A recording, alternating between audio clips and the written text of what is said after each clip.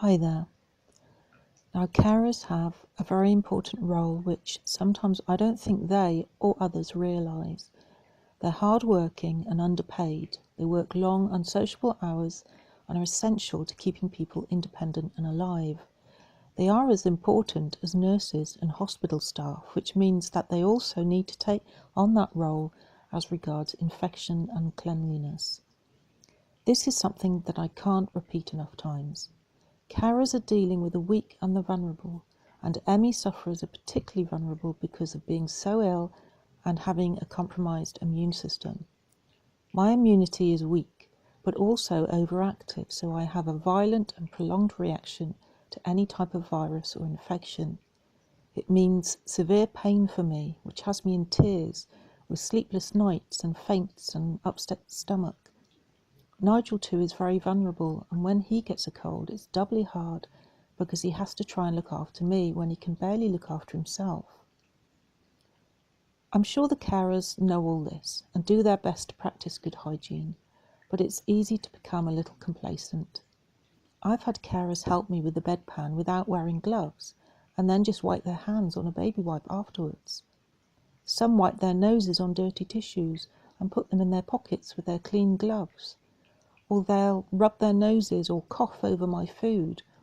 And I've even had some blow on my food to cool it before feeding it to me.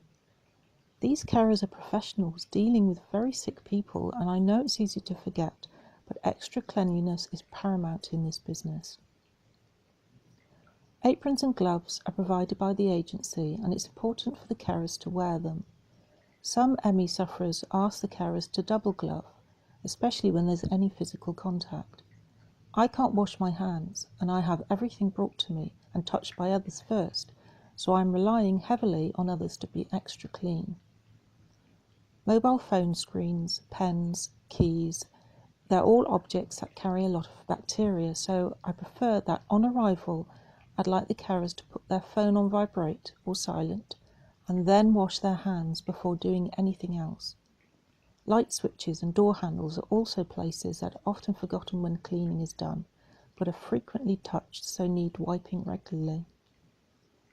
I drink through a straw, but it's probably better if I'm offered a straw by the carers rather than they pick it up themselves. I have seen noses scratched and then the same fingers touch my straw. In fact, I'd appreciate if the carers would try to be aware of not touching their face and hands and nose, and to wash their hands frequently.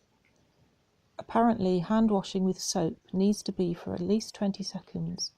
You should be able to sing happy birthday twice for them to be properly clean from infection. These hand gels are not enough and not as effective as soap and water. Without wanting to sound dramatic, I've known of someone who had a carer come with a cold. The client caught the cold, developed pneumonia and then died. I wonder how many times that's happened.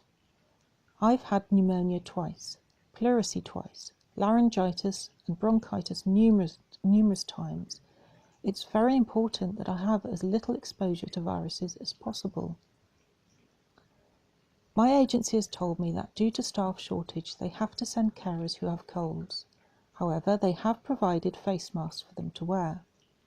I would want them to wear gloves and aprons too, and have said that if they are particularly infectious, after putting on their mask, aprons and gloves, to not come upstairs but to shout up explaining how bad they are, and so as to give us the option of whether we should send them away or not. It's actually better that I go without care than to have a carer with an infection. I can't have the flu jab because I'm too ill, but Nigel has it each year to protect me. Carers are advised to get one, but it's not compulsory, which I don't have a problem with.